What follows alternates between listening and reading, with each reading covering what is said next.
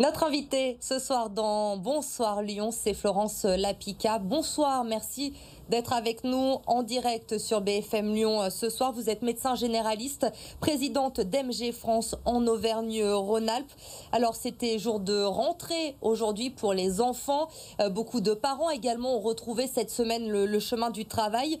Le Covid est toujours présent, très présent même dans le département, puisque nous sommes passés en zone rouge la semaine dernière. Le taux d'incidence a explosé dans le département.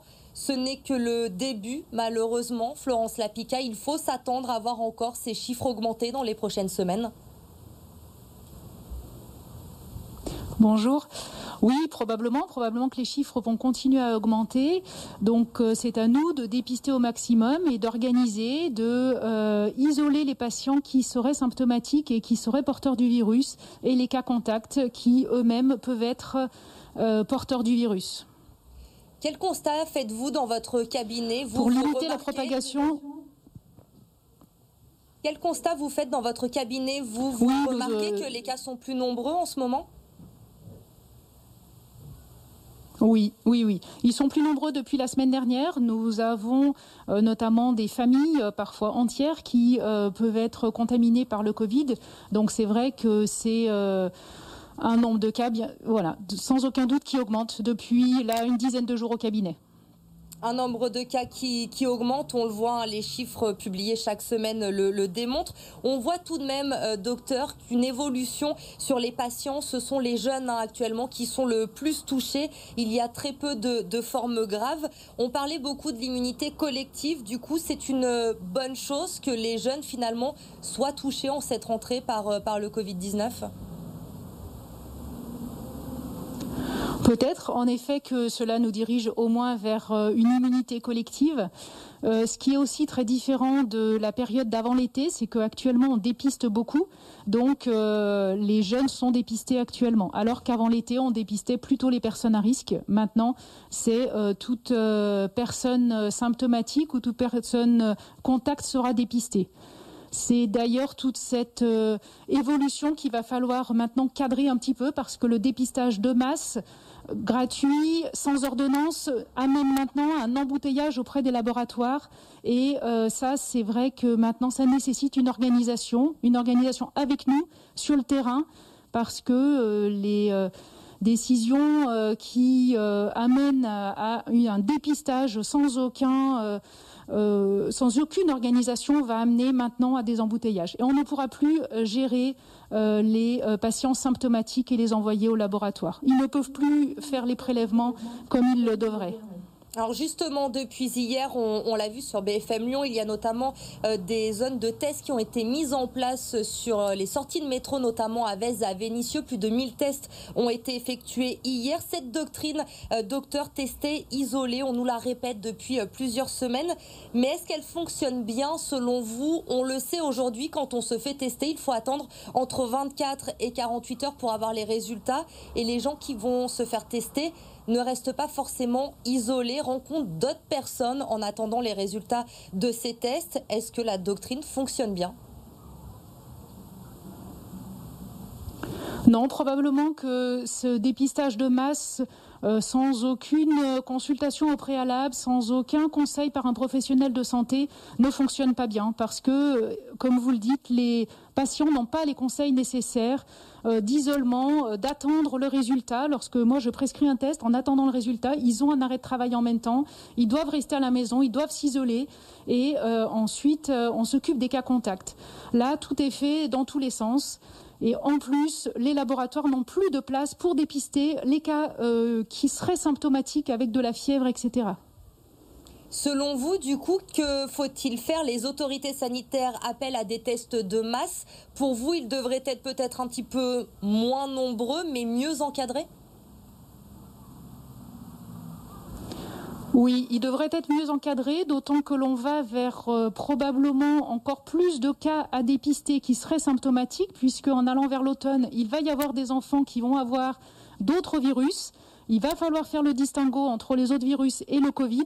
Donc oui, il va falloir de la place dans les laboratoires. Il faut plus ces dépistages de masse sans aucune concertation avec les médecins, les laboratoires, les infirmiers qui, en se coordonnant, arrivent à faire vraiment à prendre en charge les patients. On le voit bien puisque actuellement de très nombreux patients sont pris en charge à domicile et non à l'hôpital.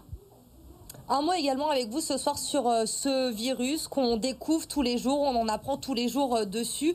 On entend certaines personnes dire que désormais le virus est plus contagieux qu'avant, mais moins dangereux. Vous partagez cette analyse ? Probablement. C'est en tout cas la vision qui paraît sortir de la contagiosité de ces derniers jours, où on voit qu'il y a de plus en plus de cas, mais pas de cas très graves. Mais je crois qu'il faut attendre quand même peut-être l'hiver passé pour être sûr de ce constat-là. Et en attendant d'être sûr et de connaître mieux ce virus qui finalement change tout le temps, il faut continuer au maximum l'isolement dès qu'on a dépisté un cas et continuer le port du masque, bien entendu.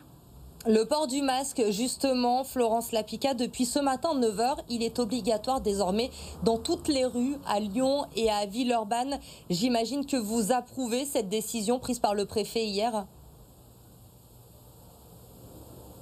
Oui, d'autant qu'il faut des mesures qui soient simples, qui soient compréhensibles par la population. Parce que dans Lyon, on avait des patients la semaine dernière qui venaient nous demander quels étaient les quartiers dans lesquels il fallait mettre des masques. Donc je crois que tant que les messages ne sont pas clairs, eh bien la population ne sait pas très bien où donner de la tête. Donc il faut des messages clairs, aussi bien en termes de dépistage qu'en termes de port du masque. Donc oui, une généralisation quand on sort de chez soi. Et je pense que les Français sont suffisamment intelligents pour se dire que lorsqu'on est tout seul au fin fond de la campagne, eh bien, on a moins besoin de porter le masque que quand on est dans Lyon. Certains de vos collègues ce week-end ont publié une tribune concernant le masque chez les enfants. On le sait, en cette journée de rentrée, le masque est obligatoire pour tous les enfants à partir de 11 ans. Certains de vos collègues demandent à ce qu'il devienne obligatoire dès 6 ans. Vous en pensez quoi ? Il faudrait que dès la primaire, les enfants soient masqués ? Je pense que c'est une mesure qui est difficile parce que les enfants seraient amenés à l'enlever, le remettre, le toucher beaucoup. Et il faut faire attention à que ce ne soit pas plus néfaste qu'autre chose.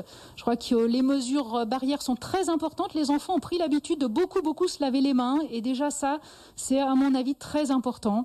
Je crois que c'est difficile de faire mettre un masque toute une journée à un enfant. On voit bien comment c'est difficile pour les adultes. Donc je ne suis pas sûre que dans la réalité ce soit faisable, même si peut-être que ce serait mieux, mais il faut se mettre à la place des enfants et faire des choses faisables, réalisables. Est-ce que cette rentrée des classes, elle vous inquiète concernant cette épidémie, même si les mesures sont prises, les gestes barrières, on a vu des protocoles sanitaires très stricts. Sur l'île de la Réunion, la rentrée a eu lieu il y a plusieurs semaines déjà et on le voit, énormément de cas d'écoles fermées. Est-ce que cette rentrée scolaire 2020 dans le Rhône vous inquiète ?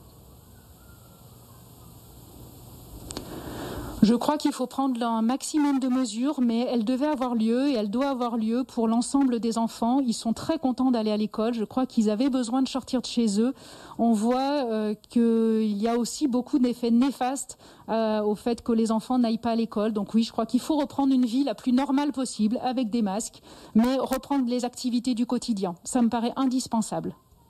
Reprendre une vie normale, les activités normales, mais s'habituer, Florence Lapika, tout de même à vivre avec ce virus. On va l'avoir encore pendant longtemps à nos côtés ?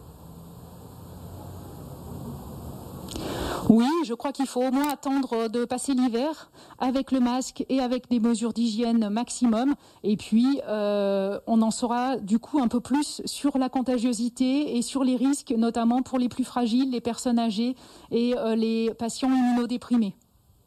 Merci beaucoup Florence Lapika d'avoir été notre invitée ce soir sur BFM Lyon.